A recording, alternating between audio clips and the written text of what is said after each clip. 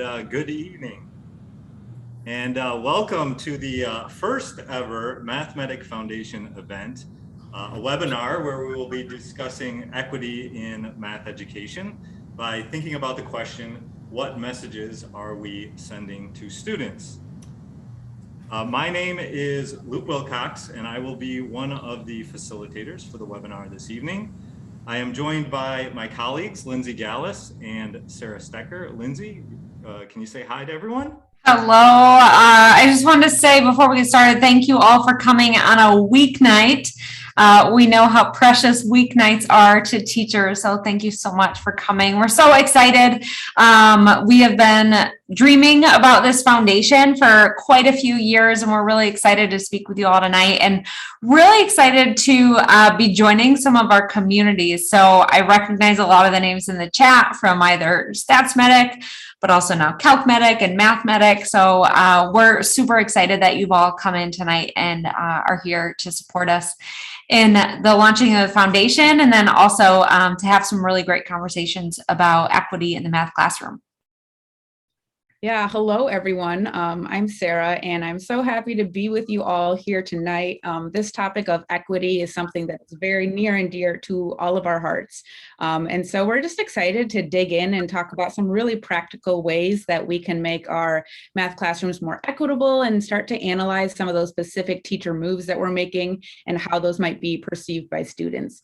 So we are by no means experts on this topic, but I can speak for all three of us when I say that this is an area that we want to know more about and grow in, and like being able to have conversations like this is really one way that we can get there. So with that, I'm going to pass it off to Luke, and he's going to share some of the goals that we have for our time together tonight. All right, so this idea of equity in math education is a very lofty goal, a huge idea that's very dense, and it can feel a little bit overwhelming when you think about it as a whole. And so our goal here today is to just have an entry point into the conversation, to get us thinking about some of the things that are happening in our classrooms here. And so we think that the first thing, and maybe the most important thing when it comes to equity in education, is about awareness of the teacher. And so our first goal here is that we want to increase our own awareness around messages that we send to students through our decisions, our actions, and our words. And we all know that teachers make like hundreds and hundreds of decisions every class period. And we also know that teachers always have the best of intentions with any of those decisions that they're making. But it's also true that that's not always the way that our students are receiving those messages. Sometimes it doesn't match with what the intention was from the teacher. And sometimes those messages can create big inequities in the math classroom, often disadvantaging some groups of students more than others, such as our low-income students, our ELL students, females, and our Black and Brown students. And so our second goal is about coming up with some actionable items. So we want to consider some teacher moves that we can make that will help to disrupt some of these inequities that exist in our classrooms. So the first section of what we're going to do in the webinar tonight is we are going to do a little bit of storytelling. We're going to share 3 stories. Lindsey, Sarah, and myself are each going to share a short story about something that happened in our own classrooms.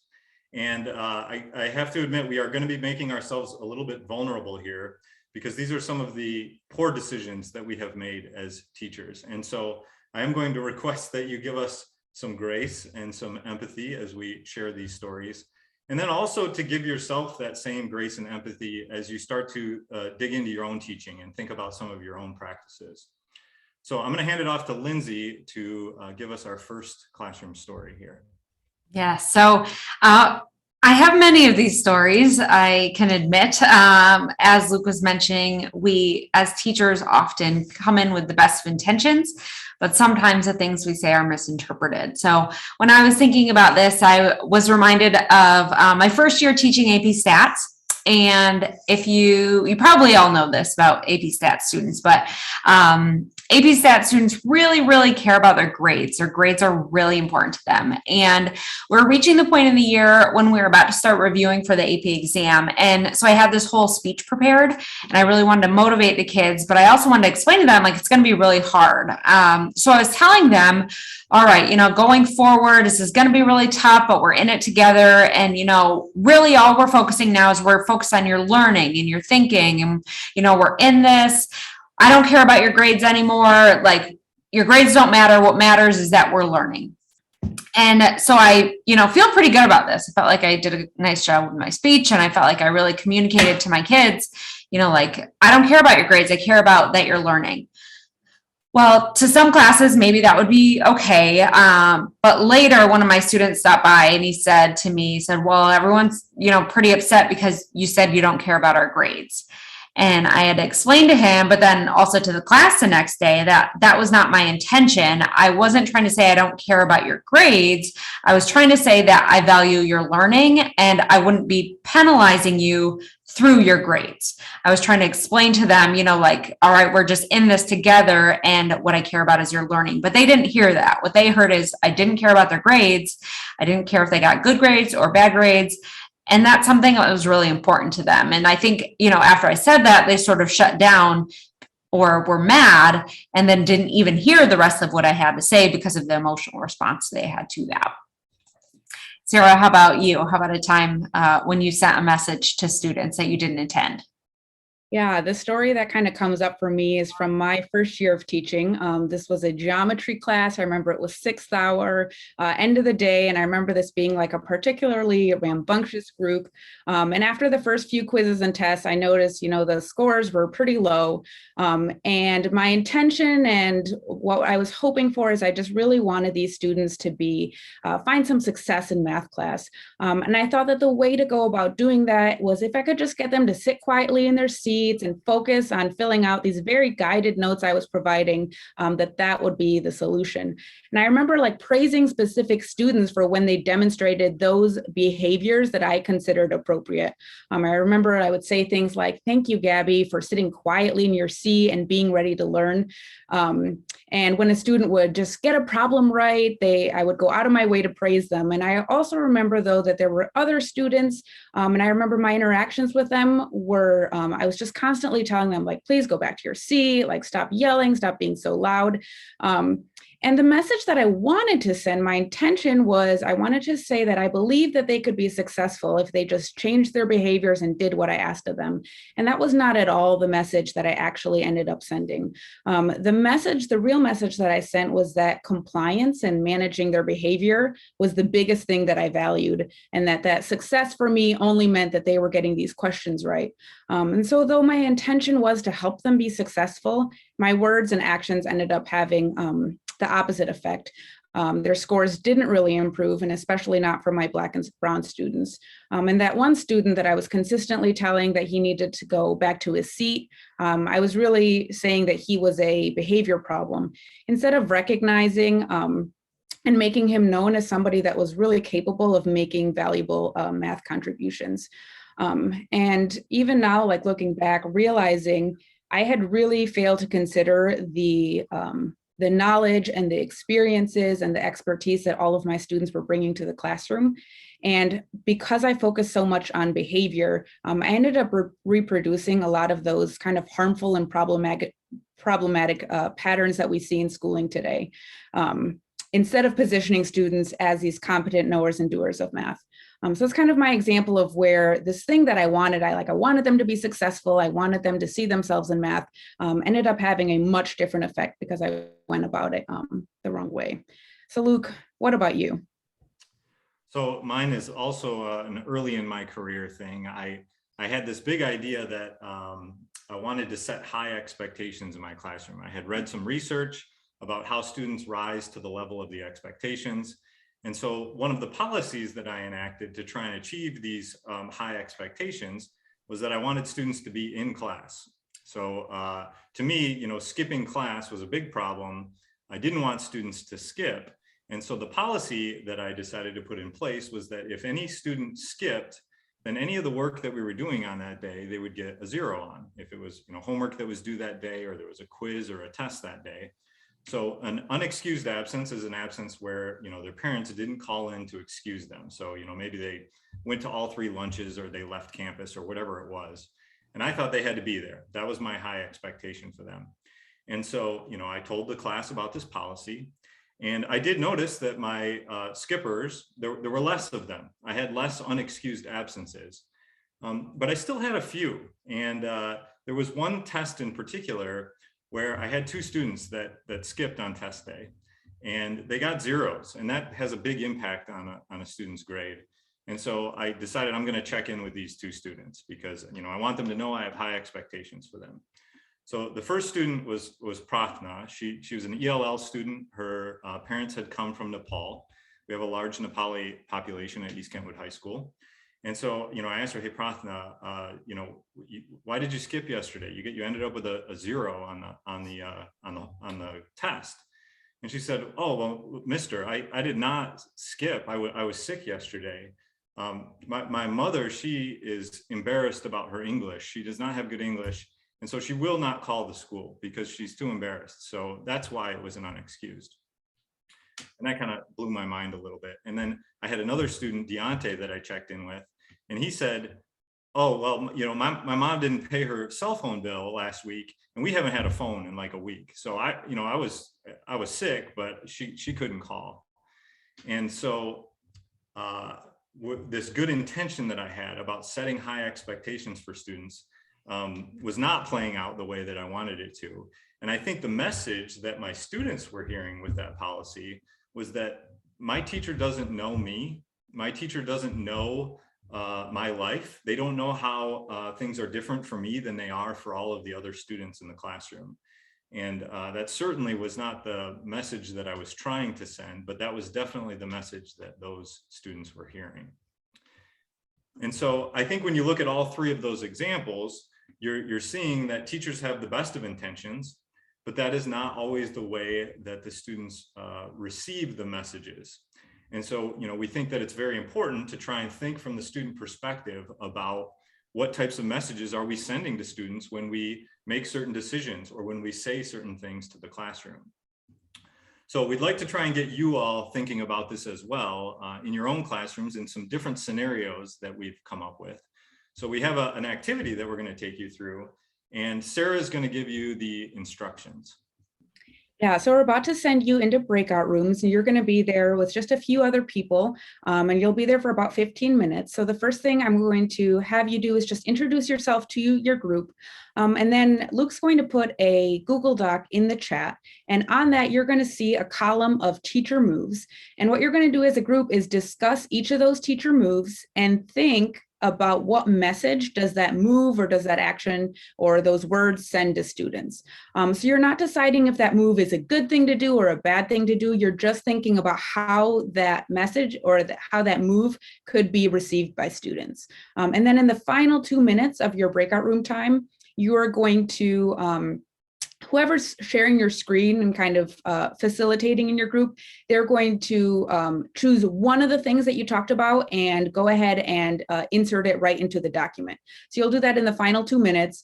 So maybe you had a really good conversation about the 3rd teacher move. You would kind of summarize your discussion on that and write it in that 2nd column. So you'll have about 15 minutes to do that, and then we'll come back and talk about it together.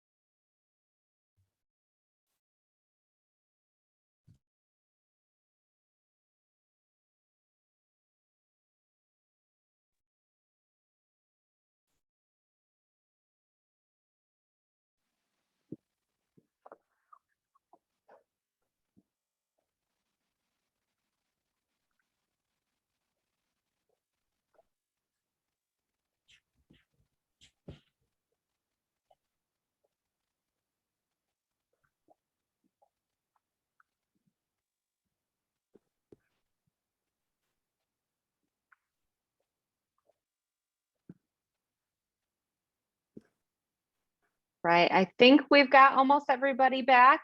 Luke and Sarah, what did you all hear in breakout rooms? I saw we were in quite a few different rooms popping around in there, checking in with groups. What sorts of things were you hearing? Well, I was in a room with Aaron and Rochelle, and we had some good discussion about teachers valuing process rather than correct answers. That came up in a couple of the examples there. That was one of my big takeaways. Yeah, we also had some interesting conversations about like making value judgments, especially like about what counts as math. I was in a group with Jen and Pete, and so that was very interesting.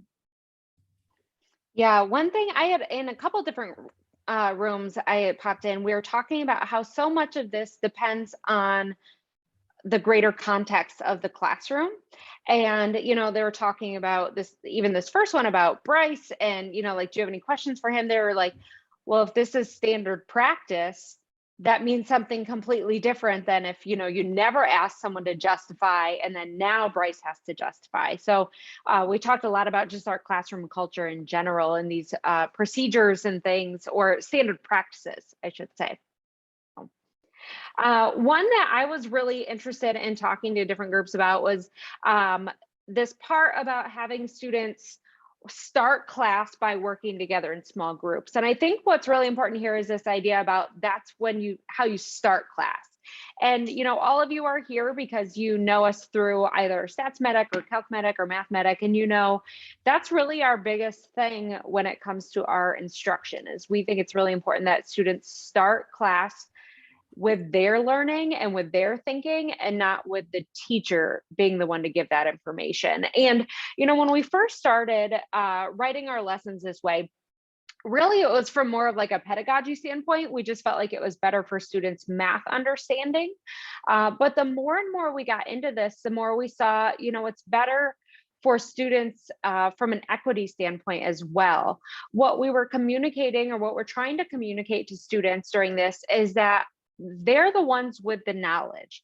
They're the ones bringing the knowledge into the classroom. And we as the teacher, we're facilitating that, but we're not the ones holding the knowledge from them. And so really what we're trying to communicate to students through this is that they're the ones with the knowledge and they're the ones who are in control of their learning and they have agency in their education.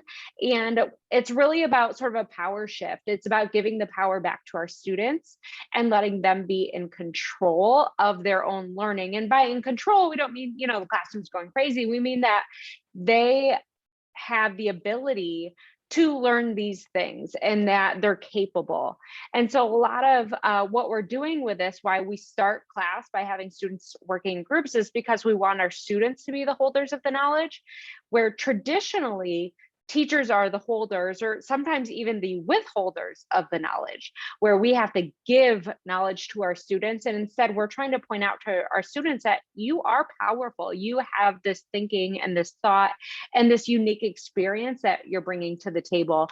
And you don't need us to empower, like to give that to you. That's something that's already contained in you.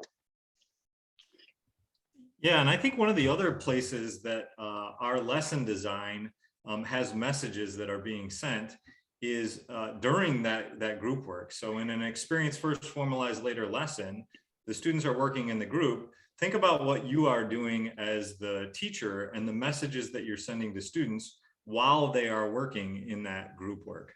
So typically, you know, I'll be wandering around the room and I'll be listening in on conversations and looking over shoulders to try and, you know, hear misconceptions, to acknowledge great ideas that students are having. And I do have a couple of sort of rules that I try and follow when I'm interacting with groups while they're working in group work. And the first one is that typically I'm not going to just provide an answer. So they're not going to just ask me something and then I would give them the right answer. I'm going to try to give them like the right cue or the question or the prompt that's going to allow them to continue their discussion and arrive at whatever they're trying to arrive at. And one of our sort of famous moves that I think all three of us use is we ask a question, turn around and walk away, you know, and that's to say, I've asked a question, discuss it, and I think that will lead you to where you're trying to get to. The other thing that I think is important in that dynamic is, as a teacher, I need to try and listen, but I need to listen to understand. So I need to allow students the opportunity to explain their thinking. And instead of trying to quickly push them over into like the right answer or the right approach, it's my job as the teacher, when I'm listening, to try and understand what that student is trying to say, what that student is communicating. And then the third rule, and you saw this in the activity, this idea of, I see you have different answers. Can you talk to each other about that? The idea there is I'm promoting discussion, I'm promoting collaboration, and I'm also saying to the students that, you know, it's not me that you don't need the answer from me. I think that the two of you can sort it out. So I've noticed those two answers are different. Talk to each other about that. And so I think overall, when we're interacting with our students while they're working in groups, it's similar to what Lindsey mentioned, in that I don't want to be the gatekeeper of knowledge. I don't want to be the thing that is in the way that's between them and understanding the mathematics, because I believe they can do it. The lessons that we write have been designed in such a way that that students working collaboratively are going to work their way through it. They're going to arrive at the mathematics that they need to arrive at. And so I think those are some really important messages that we're sending while we're interacting with students in their group work. What about you, Sarah? One of the other things I was noticing in the Google Doc is people were using the word authority when it came to Bryce and being in front of the room. And so I think that's really interesting, because I think one of the questions that I always try to think about is, who gets to hold the floor, especially when we're talking about a debrief and we're having a discussion. And so just trying to like carefully consider who it is that we're inviting to share their work at the board and the messages that that will send. And we know that like physical location alone is sending a signal about power. Think about a student standing in front of the room, the place where normally the teacher stands. It puts that student in a position of authority, like they're the ones that are able to contribute, and they're the ones that are going to bring the learning of the class forward. And then how we orient the class's work around that student's ideas is equally important. And so one of the other phrases on there was this idea of, without saying if you agree or disagree, can someone restate Nyaja's idea? And I think even that small question of, can someone summarize or restate it, the message it sends to students is that student had a very important idea, whether it was right or wrong, but it is worth listening to, and it is worth being taken into consideration. And that happens before students get to agree or disagree or say if it was right or wrong. And then one of the next things that we can do, once a student is up there, as somebody else has summarized the students' ideas, instead of us evaluating it and saying like, okay, this was good, this was bad, this was right, this was wrong, we're really opening it up to the class with something like, you know, what questions do you have? And even that subtle message of what questions do you have versus do you have questions can be a very subtle difference, but it does, I think, make a difference in the messages that we're saying. And this expectation that they are asking questions, that we expect that of them. And so being able to really consider what voices are being heard and how we are orienting the class's work around that student's ideas, and not just, oh, the student had an idea, but now focus is back on me. I'm really keeping it on the student and think about how we're positioning them and elevating their status. So one of the through lines I think that we're sort of sharing here is about the learning being student-centered rather than teacher-centered. So this idea of like removing the teacher as the sole provider of knowledge and focusing in on the students and letting the students lead that learning. So we hope that this exercise, this activity of like thinking about some of these scenarios, we hope that that tomorrow in class, as you're going through your normal day and you're making hundreds of decisions, that you're thinking about some of these things. You know, as you make those decisions, the things that you say to the class, how are they being received? What messages are those students hearing? So I certainly hope that the Mathematic Foundation webinar pops into your head at least once in your classroom tomorrow. So as for the final segment of what we're going to do here tonight, we have an introduction to make to our newest MEDIC member, Pete Grostek. Pete Grostic is a good friend of mine, known him for a long time. Was a teacher in Kentwood in the middle school as well as the high school. And I remember when he was at the high school, he was part of this innovative math teaching program called Global Tech that I wanted to know more about. And I don't know if he remembers this, but I came to observe his classroom one day. And I had one of the biggest takeaways that is still with me today, that he had the learning targets written up on the board, and he shared the learning targets with the students so that they knew what the goal of the lesson was. And then after the lesson, he tied the learning back to the learning targets from the beginning of the lesson. And of course, if you all are Mathematic or StatsMedic or CalcMedic users, you know that that is a big part of our philosophy. And that is where it started, at least growing in my mind. Now, since then, Pete has done a lot. He has his PhD in education now. He is also an education consultant for many years now, and has worked with dozens of schools and hundreds of teachers around the state and even beyond the state. And the part that we're sort of most excited about is that Pete is now the executive director of the Mathematic Foundation. And he'd like to share a little bit about the vision for the foundation. Yeah, wow. Thanks, Luke. Hi, everybody. Good to be with you today. I just want to echo Lindsey's statements at the beginning, just to thank you for your time. Time is so precious, isn't it? And whether you're here with us live or you're watching this recording later, just really feel grateful that you spent some time with us with this very, very important topic. And selfishly, I was so excited for this because I've known Luke, Lindsey, and Sarah for quite a while, and I've never been able to participate in one of the PD events that they've facilitated. So this has been great for me. So thank you to the three of you. I also should mention that besides founding Mathematic Foundation, Luke, Lindsey, and Sarah are the initial board members too. So I can't thank them enough for their support, their guidance, their thoughtfulness in creating this mission that I hope you'll grant me a few minutes to talk about at this point. I was reflecting today on my drive home on why I am so excited to work on this project with Mathematic Foundation. And it's a variety of things, right? Like anything else, I enjoy a new challenge, like I'm sure many of you do. Really enjoy the opportunity to work with thoughtful, supportive folks like Sarah, Lindsey, and Luke. But I also get to combine two of my biggest passions, math education, where I started my career, and also philanthropy. Like many of you, I'm sure, the idea of service and philanthropy was really ingrained in me as a child. And so really excited to be working on this project. Now, before I talk about the mission of Mathematic Foundation, just want to give you a little bit of the rationale behind it.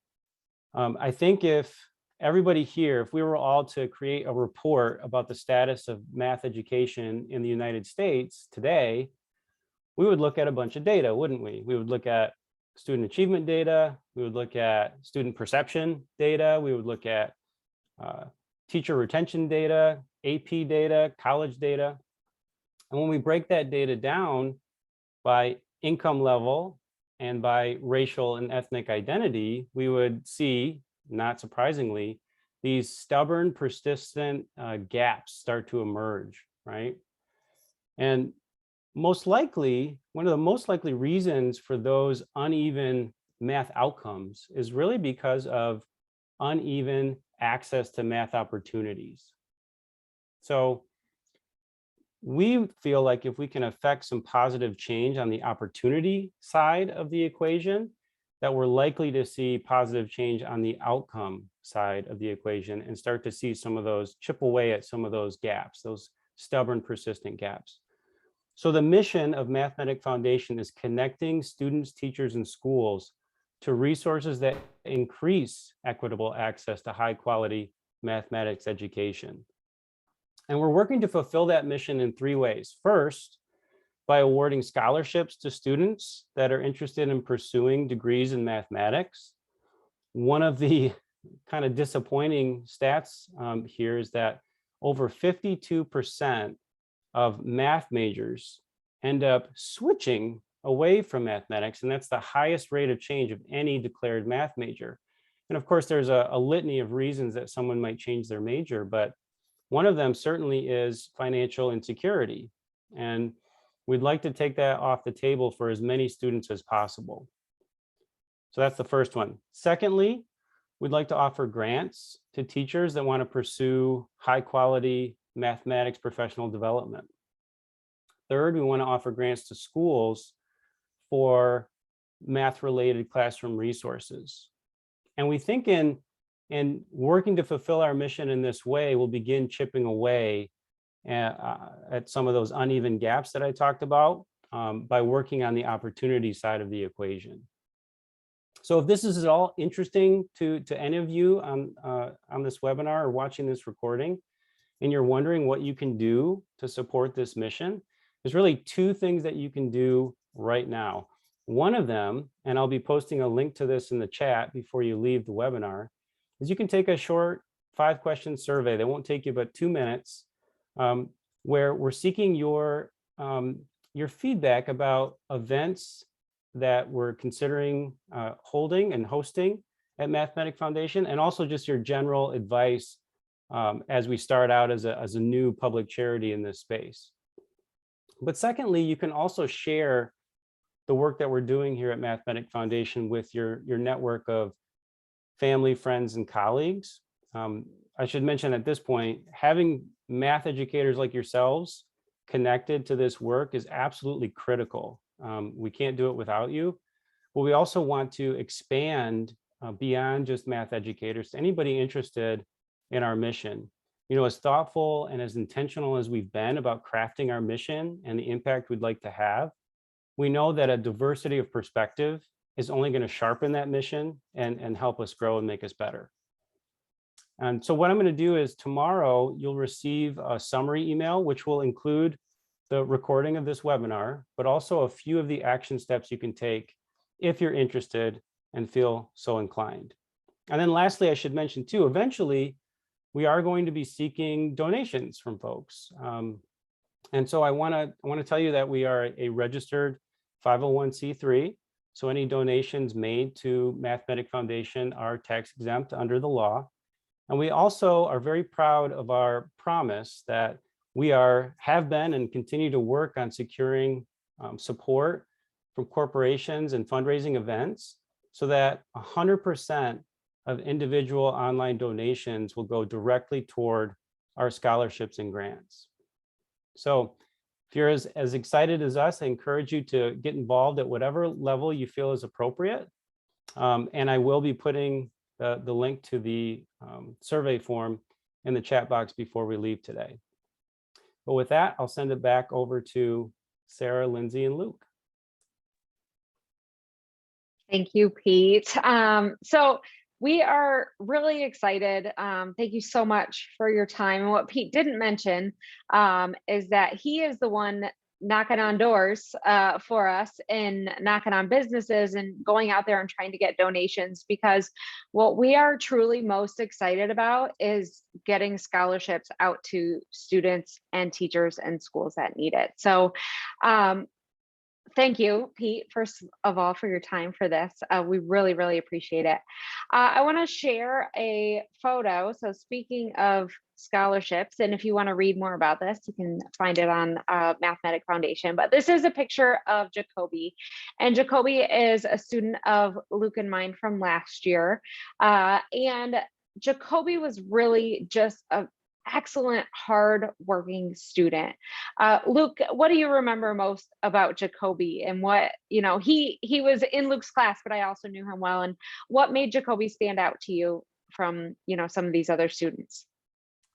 Yeah, so what I really appreciated about him most was his sort of natural curiosity to understand things. So he wasn't always just there to like get the right answer or get the grade.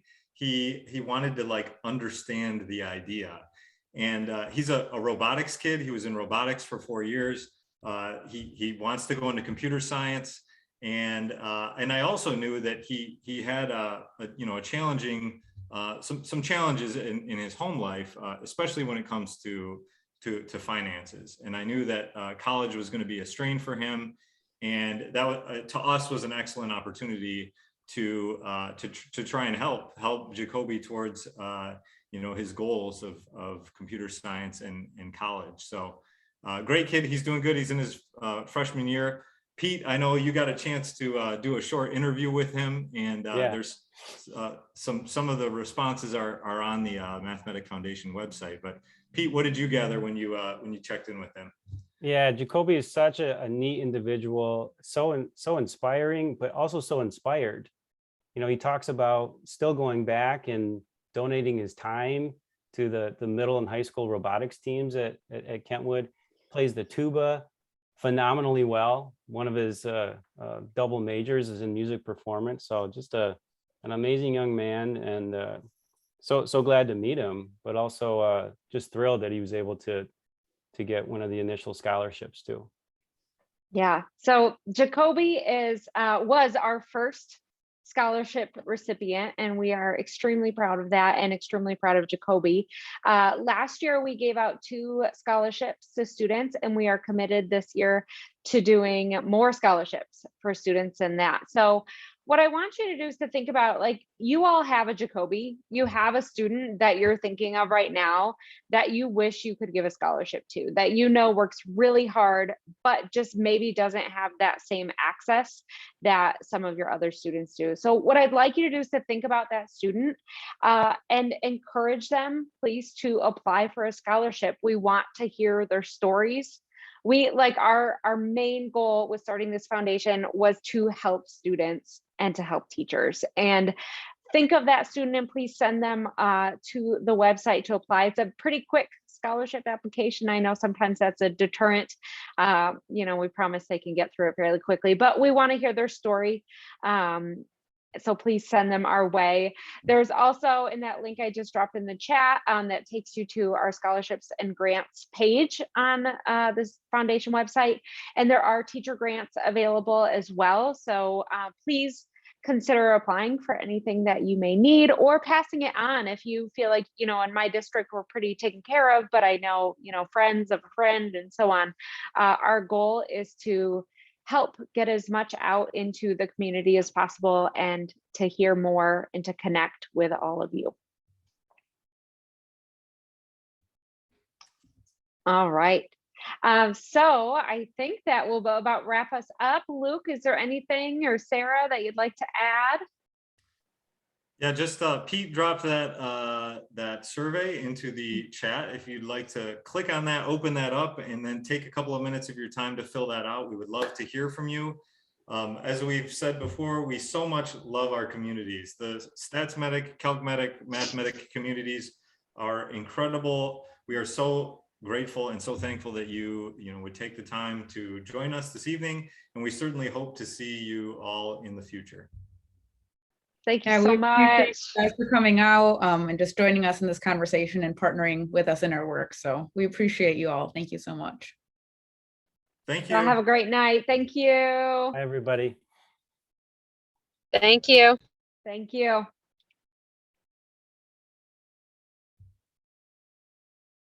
Pete, are you